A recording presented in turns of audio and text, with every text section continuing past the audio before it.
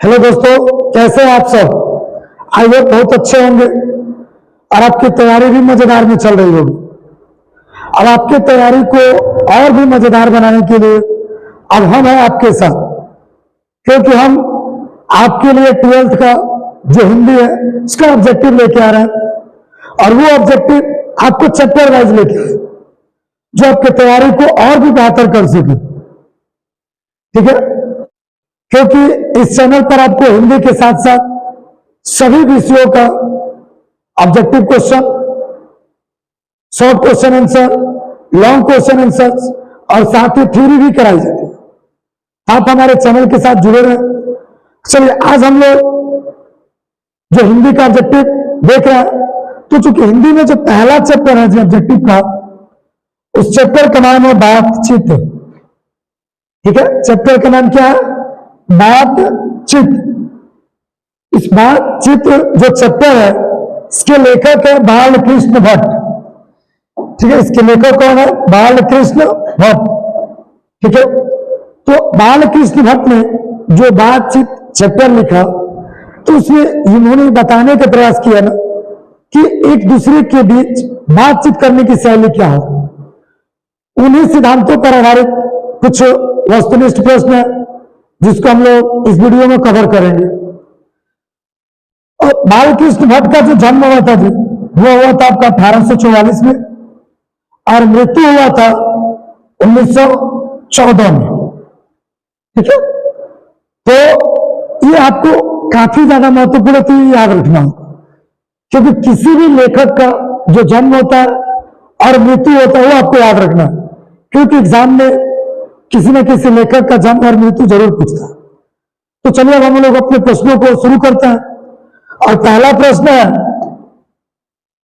कि बालकृष्ण भट्ट की रचना बातचीत क्या है।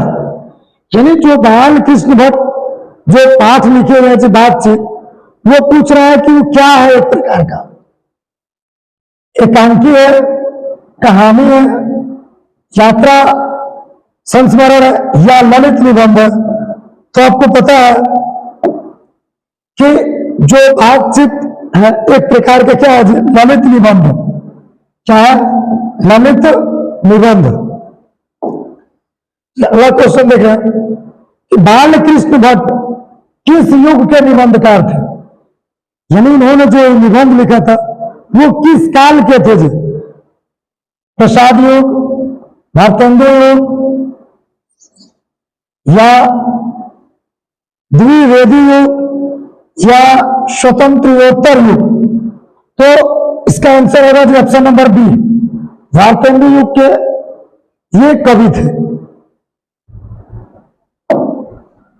अगला क्वेश्चन है जी, मनुष्य की बातचीत का उत्तम तरीका क्या है। यानी जो मनुष्य बातचीत करता है उसका सही तरीका क्या है, सबसे अच्छा तरीका क्या है? विद्वतापूर्ण बात करना, तर्कपूर्ण बात करना, भीड़ से बात करना या अवाक होकर अपने से बातचीत करना। तो सबसे जो बातचीत करने का उत्तम तरीका होता है जो क्या है? अवाक होकर अपने से बातचीत करना। अवाक मतलब जो भी बात बोलना वो फ्रैंकली बोले। अगला क्वेश्चन है, संवाद में सबसे महत्वपूर्ण क्या है। संवाद मतलब जब दो लोगों के बीच बातचीत होता है उस समय सबसे महत्वपूर्ण चीज क्या है? जैसे हम किसी से बात करते हैं तो उस बात को ही संवाद करते हैं, तो किसी न किसी टॉपिक या किसी न किसी मुद्दा पर होता है। ठीक है, वो संवाद कह रहा है कि सबसे महत्वपूर्ण उसमें क्या होता है। तो सबसे महत्वपूर्ण क्या होता है? तर्क है, जिज्ञासा, आत्मीयता या प्रवाहपूर्ण भाषा। क्या होगा? प्रवाहपूर्ण भाषा। यानी जो हम बोले उसको स्पष्ट रूप से पूरी बात को क्या करें? स्पष्ट करें।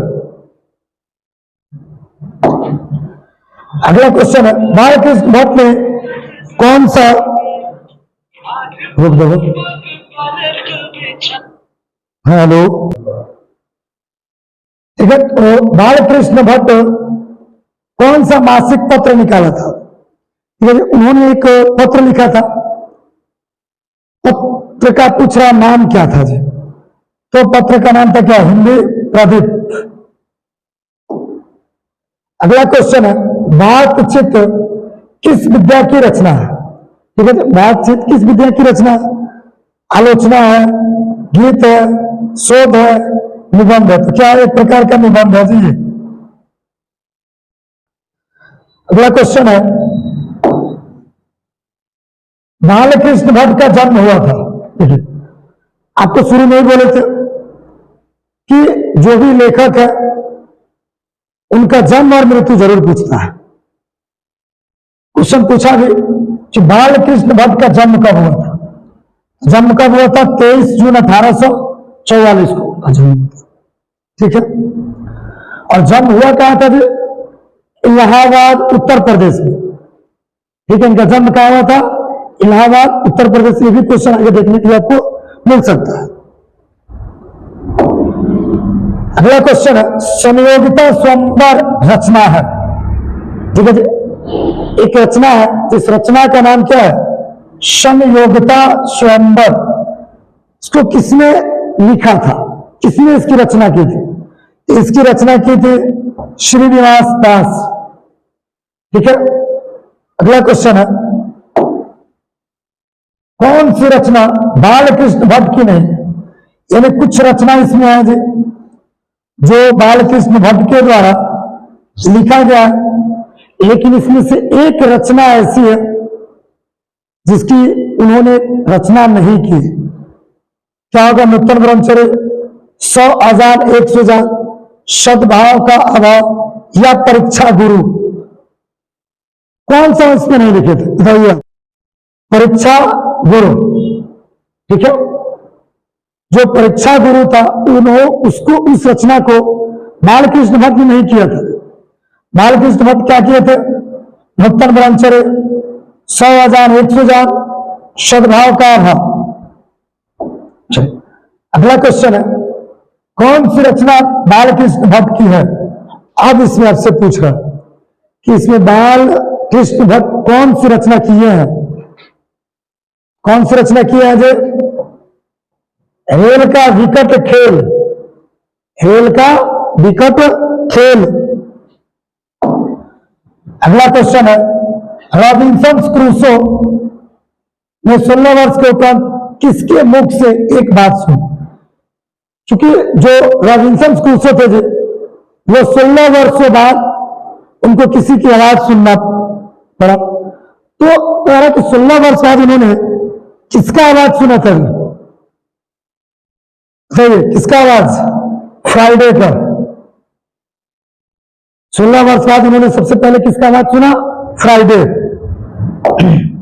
अगला क्वेश्चन है, बातचीत शीर्षक निबंध के निबंधकार कौन है? जो बातचीत ये शीर्षक है, इस निबंध के रचनाकार कौन है? किसने लिखा? सबको पता, बालकृष्ण भट्ट। अगला क्वेश्चन है, बातचीत के माध्यम से बालकृष्ण भट्ट क्या बतलाना चाहते हैं? ठीक है, जो बातचीत पाठ है, इस पाठ के माध्यम से जो बालकृष्ण भट्ट है वो हमें क्या संदेश पहुंचाना चाहते हैं? क्या बताने का प्रयास करते हैं? आइए, बातचीत की शैली, भाषण की शैली, संवाद की शैली में से कोई नहीं। तो बातचीत जो पाठ है उससे पता ही चल जा रहा है कि हमें बातचीत की शैली उन्होंने बताया कि हमें एक दूसरे से कैसे बातचीत करना चाहिए, किस प्रकार की बातचीत करनी चाहिए। अगला है, कौन सा उपन्यास बालकृष्ण भट्ट द्वारा रचित? इसमें कुछ उपन्यास है। इस उपन्यास से बालकृष्ण भट्ट कौन सी रचना की है? 100 आजाद 100 जान। अगला है, नाटक के प्रारंभ होने वाले मंगल पाठ को क्या कहा जाता है? यानी जब नाटक की शुरुआत होती है तो उसमें जो मंगल पाठ होता है, उस मंगल पाठ को क्या कहा जाता है? क्या कहा जाता है? मंदिर पाठ। क्या कहा जाता है? मंदिर पाठ। रॉबिन्सन क्रूसो को कब तक मनुष्य का मुख देखने को नहीं मिला? यानी जो रॉबिन्सन क्रूसो थे जी, कितने वर्षों तक वो घर में थे? 16 वर्षों तक। कितना? 16 वर्षों तक। इसलिए उनको दूसरे का मुख नहीं देखना पड़ा। बोलने से ही मनुष्य के रूप का साक्षात्कार होता है, यह किसने कहा? यानी किसी ने कहा था बोलने से मनुष्य का साक्षात्कार होता है। यानी मनुष्य अपने अंतर आत्मा, अपनी सद्भावना को दूसरे के सामने व्यक्त कर सकता है। किसके कारण? ये किसने कहा था जी? बेर जॉनसन ने। किसने कहा था? किसने? बेर जॉनसन ने। अच्छा, असल बातचीत सिर्फ दो व्यक्तियों में ही हो सकती है, यह किसका मत है? मतलब किसी ने कहा था कि अगर वास्तविक बातचीत करना है, जो रियलिटी बातचीत करना है, तो हमेशा दो लोगों के बीच ही होता है। दो लोगों के अलावा अगर हम 4, 5, 10 के भीड़ में बात करते हैं जी, तो उसको राम रमौल कहा जाता, टाइम पास कहा जाता। लेकिन एक रियलिटी बातचीत सिर्फ दो लोगों के बीच होती है। किसने कहा था? एडिसन ने कहा था जी। अगला क्वेश्चन है, एडिसन के अनुसार असल बातचीत कितने लोगों के बीच हो सकती है? हमें बता, एडिसन कितने लोगों के बीच असल बातचीत को कहा था? 2। कितने लोगों के बीच कहा था? 2। अगला क्वेश्चन है, बातचीत से मन किस प्रकार हो जाता है? यानी जब हम एक दूसरे से बातचीत कर लेते हैं जी, तो बातचीत करने पर हमारा मन कैसे होता है? हल्का। जैसे अगर कोई बात हमारे अंदर है जी, दूसरे को कहना है, तो एक बोझ बना रहता है कि कब कह दे, कब कह दे। और जब कहते हैं तो अपने आप को रिलैक्स समझते, लगता है कि कितना बड़ा बोझ हल्का हो गया। मतलब हल्का और स्वच्छ हो जाता है जी मन। कैसा हो जाता है? हल्का स्वच्छ हो जाता है। अगला क्वेश्चन है, किसके न होने से सृष्टि गूंगी प्रतीत हो? इन हमारे पास क्या ऐसा चीज है जो नहीं रहती पूरी सृष्टि गूंगी हो जाए? गूंगी मतलब वो बोल नहीं सकती है। क्या होगा बताइए? वाक शक्ति। क्या? वाक शक्ति। क्योंकि बातचीत में यही तो बताया गया है कि अगर हमारे पास वाक शक्ति ना होगी, हम अपनी भावनाओं को दूसरे के सामने प्रकट नहीं कर पाएंगे, और ये पूरी सृष्टि क्या होगी जी? गूंगी होगी। ना एक दूसरे से बोल सकते हैं, ना बात कर सकते हैं, नहीं अपने अंतरात्मा को या अपनी जो भी सद्भावना है जो दूसरे को व्यक्त कर सकते हैं। इसलिए क्या होगा? वाक शक्ति होगा। अगला क्वेश्चन है, आर्ट ऑफ कन्वेंशन कहां के लोगों में सर्वाधिक प्रचलित है? कहां के लोगों के अंदर बात करने की जो शैली है ना, सबसे अच्छा है। आर्ट ऑफ कन्वेंशन सबसे बेहतर है। किसके पास है? यूरोप के पास। किसके पास? यूरोप के पास। अगला क्वेश्चन है, बालकृष्ण किस काल के रचनाकार? युग पूछा गया था जी, तो हम लोग भारतेंदु युग बताए थे, लेकिन यहां काल पूछा तो क्या होगा? आधुनिक। आधुनिक काल। अगला क्वेश्चन है, भट्ट जी को किसने अंग्रेजी साहित्य के एडिशन और स्टील श्रेणी में रखा? किसने रखा था जी? रामचंद्र शुक्ल ने। किस